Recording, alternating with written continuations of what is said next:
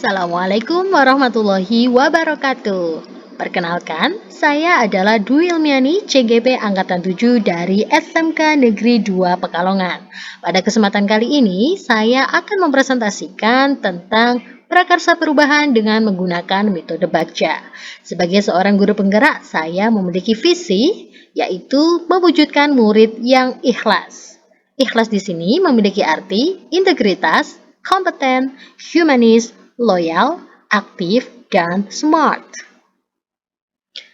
Bagja, prakarsa perubahan yang saya gunakan yaitu mengembangkan pembelajaran yang dapat meningkatkan kemampuan berkomunikasi siswa atau Students Communication Skill. Latar belakang, kenapa penulis mengambil prakarsa perubahan tentang kemampuan berkomunikasi? Yang pertama yaitu saya melihat bahwa komunikasi termasuk keterampilan abad 21 yang harus dimiliki seorang siswa. Yang kedua, komunikasi tersebut termasuk elemen dan sub-elemen dalam profil pelajar Pancasila. Sedangkan yang ketiga, komunikasi termasuk hal penting saat tes wawancara dan di dunia kerja. Penjelasan yang pertama yaitu tentang keterampilan abad 21. Selain collaboration, critical thinking, dan creative, communication skill menjadi kemampuan abad 21 yang harus dimiliki siswa. Selain itu, untuk poin 2, profil pelajar Pancasila. Pada dimensi berkebinekaan global, elemen komunikasi interkultural menjadi salah satu kunci penting dalam terwujudnya profil pelajar Pancasila. Sedangkan yang ketiga, dalam dunia kerja atau dunia industri, hampir semua proses seleksi kerja pasti ada sesi wawancara. Selain itu, kemampuan berkomunikasi yang baik sangat dibutuhkan dalam dunia kerja maupun dunia industri. Dari latar belakang tersebut, penulis memilih prakarsa perubahan mengembangkan pembelajaran yang dapat meningkatkan kemampuan berkomunikasi siswa atau Students Communication Skill, terutama dalam menganalisis hubungan antara bahasa, pikiran, dan konteks untuk memahami dan meningkatkan komunikasi antar budaya yang berbeda-beda. Selanjutnya yaitu Bagja. Prakarsa perubahan mengembangkan pembelajaran yang dapat meningkatkan kemampuan berkomunikasi siswa atau Student Communication Skill. B. Buat pertanyaan utama. Pertanyaannya yaitu apa yang harus saya lakukan untuk mengembangkan pembelajaran yang dapat meningkatkan kemampuan berkomunikasi anak. Sedangkan pada daftar tindakan atau penyelidikan yang perlu dilakukan untuk menjawab pertanyaan, yang akan saya lakukan yaitu mengajak diskusi teman sejawat untuk bertukar pikiran tentang pentingnya mengembangkan kemampuan berkomunikasi anak. Yang kedua yang akan saya lakukan yaitu membaca literatur mengenai kegiatan-kegiatan yang dapat mengembangkan kemampuan berkomunikasi anak. A. Ambil pelajaran. Pertanyaan di tahap ini adalah pertanyaan-pertanyaan lanjutan untuk menemukanali kekuatan, aset, potensi, atau peluang lewat kegiatan penyelidikan, mengidentifikasi atau mengapresiasi yang terbaik dari apa yang telah ada, menemukan inti positif, dan tentunya tiap pertanyaan dibuat dengan hati-hati dan bernada positif. Tindakan yang diharapkan pada tahap ini adalah apa saja yang dapat dilakukan untuk menggali fakta, memperoleh data, dan apakah lewat diskusi kelompok kecil, besar, survei atau kuesioner, dan bagaimana melibatkan beragam dan berbagai pihak atau multi unsur. Pada kesempatan kali ini, pertanyaan yang saya gunakan yaitu tentang siapakah di sekolah yang mempunyai pengalaman pernah menjalankan pembelajaran yang dapat meningkatkan kemampuan berkomunikasi anak. Yang kedua, aktivitas apa saja yang menurut anak-anak membuat mereka merasa lebih komunikatif. Yang ketiga, situasi apa yang dapat kita lihat dalam pembelajaran yang meningkatkan communication skill anak. Dan yang terakhir yaitu keterampilan. Apa yang sudah saya miliki dan membantu saya mewujudkan pembelajaran yang meningkatkan berpikir kritis anak. Daftar tindakan atau penyelidikan yang perlu dilakukan untuk menjawab pertanyaan. Yang pertama yaitu mencari contoh nyata bagaimana pembelajaran yang dapat meningkatkan kemampuan berkomunikasi siswa dengan membaca best practice tentang hal tersebut. Yang kedua, memecahkan suatu permasalahan melalui diskusi kritis dan membangun. Masih diambil pelajaran. Daftar tindakan penyelidikan selanjutnya yang saya lakukan yaitu stimulasi dengan media dan pembiasaan pertanyaan pemantik seperti mengapa dan bagaimana.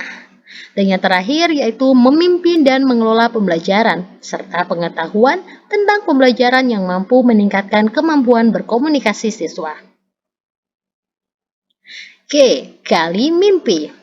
Pada gali mimpi ini diharapkan jawaban dari pertanyaan-pertanyaan pada tahap ini dapat digunakan untuk menyusun narasi kolektif bila mana prakarsa perubahan telah terwujud, membuat bayangan dan gambaran masa depan yang membumi karena digali dari masa lalu yang positif. Tindakan dalam tahap ini dilakukan untuk membuka lebih banyak kesempatan menjawab pertanyaan yang telah dibuat dan berproses untuk memaknai hasil temuan, menggali mimpi bersama-sama, kapan, di mana, dan dengan siapa. Pada gali mimpi ini, saya mengajukan beberapa pertanyaan, di antaranya yaitu, apakah kebiasaan-kebiasaan baru yang saya bayangkan terjadi ketika pembelajaran yang dilaksanakan mampu meningkatkan kemampuan berpikir kritis murid? Yang kedua, apa saja hal-hal baru yang bisa saya lakukan setelah pembelajaran mampu membentuk keterampilan berkomunikasi siswa? Dan yang ketiga, apa hal-hal atau sumber daya yang kita bayangkan akan tersedia untuk mempertahankan perkembangan kemampuan berkomunikasi siswa? Sedangkan pada daftar tindakan penyelidikan yang perlu dilakukan untuk menjawab pertanyaan yaitu yang pertama, membuat deskripsi sikap saya dalam merespon kesalahan anak melalui survei. Contoh hasilnya nih, lebih toleran dan mengapresiasi siswa, mengerahkan energi saya untuk menuntun siswa, bukan untuk menghakimi, dan lain sebagainya ya. Dan yang kedua yaitu membuat daftar keterampilan baru yang murid kuasai. Masih di daftar tindakan penyelidikan yang perlu dilakukan untuk menjawab pertanyaan yaitu ada membuat gambaran sikap atau respon serta coaching dengan siswa melalui diskusi dan survei. Contoh, anak-anak percaya diri saat berkomunikasi, tidak takut berbuat salah, mengambil pelajaran dari kesalahan dan berupaya memperbaikinya. Sedangkan selanjutnya yaitu sumber daya yang tersedia adalah pembiasaan menggunakan pertanyaan pemantik yang mana ini mampu menstimulus dan mengajak siswa lebih berkomunikatif. Pada tahap selanjutnya, kita masuk kepada tahap J, yaitu jabarkan rencana. Jabarkan rencana ini maksudnya berisi pertanyaan di tahap ini diharapkan dapat membantu mengidentifikasi tindakan konkret atau menjabarkan langkah-langkah yang diperlukan, baik langkah kecil sederhana yang dapat dilakukan segera atau langkah berani terobosan yang akan memudahkan keseluruhan proses pencapaian. Tindakan yang diharapkan pada tahap ini dilakukan untuk membantu terciptanya organisasi yang ideal dalam pencapaian mimpi, mempertahankan proses perubahan positif, menetapkan kriteria kesuksesan pencapaian tahap demi tahap. Pada tahap ini, pertanyaan yang saya ajukan ada dua. Yang pertama yaitu apa langkah paling sederhana atau langkah pertama yang bisa dilakukan untuk mengembangkan pembelajaran yang dapat meningkatkan kemampuan berkomunikasi siswa.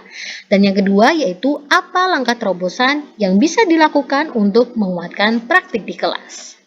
Daftar tindakan atau penyelidikan yang perlu dilakukan untuk menjawab pertanyaan tersebut yaitu yang pertama adalah membuat daftar pertanyaan untuk berdiskusi dengan murid tentang apa saja sikap atau pola pikir yang harus dilakukan untuk meningkatkan skill berkomunikasi. Yang kedua, apa saja kesulitan yang dihadapi saat diminta untuk memaparkan gagasan atau ide di depan kelas. Dan yang ketiga yaitu apa saja produk yang dapat menunjukkan pemahaman murid. Masih dijabarkan rencana, untuk langkah terobosannya, tindakan yang akan saya lakukan yaitu membuat kompetisi pidato 3 bahasa yang terdiri dari bahasa Indonesia, bahasa Jawa, bahasa Inggris. Di mana dalam lomba ini satu kelompok terdiri dari 3 orang yang akan secara bergantian memberikan pidato dengan tema Pemuda Pancasila, Aset Bangsa. Selanjutnya yaitu kita berada di tahap A, atur eksekusi. Pertanyaan pada tahap ini diharapkan dapat menentukan siapa yang akan berperan dalam pengambil keputusan, memulai budaya belajar yang apresiatif secara berkelanjutan, menjelaskan interaksi setiap orang, unsur terlibat termasuk mengelola konflik risiko, memonitor atau mengambil pembelajaran dari proses yang telah dilakukan. Tindakan di tahap ini dilakukan untuk mendesain pola komunikasi dan mengelola rutinitas, misal protokol, budaya belajar, dan lain sebagainya. Pada tahap atur eksekusi ini, pertanyaan yang saya ajukan ada 3. Yang pertama, siapa yang bisa mengarahkan dan memantau saya dalam menerapkan dan mengembangkan pembelajaran yang dapat meningkatkan kemampuan berkomunikasi murid. Yang kedua yaitu siapa saja yang akan saya libatkan dalam mewujudkan pembelajaran yang mengembangkan berkomunikasi murid. Dan yang ketiga, kapan pelaksanaan pembelajarannya, kapan evaluasi dan refleksinya. Daftar tindakan pada tahap ini yaitu yang pertama, mengajarkan guru atau kepala sekolah untuk mengobservasi kelas. Kemudian unsur yang bisa saya libatkan antara lain bagian kurikulum, teman pengajar mapel yang sama tentunya, dan atau ahli dari MGMP atau universitas terdekat. Yang ketiga yaitu pelaksanaannya adalah saat pembelajaran yang berfokus pada keterampilan berbicara, khususnya dengan genre teks argumentasi, ataupun bisa saat pembelajaran dengan tema-tema yang lainnya. Dan yang terakhir yaitu tahap evaluasi dilaksanakan sebelum, sesaat, dan pasca pembelajaran. Terima kasih, salam Guru Penggerak.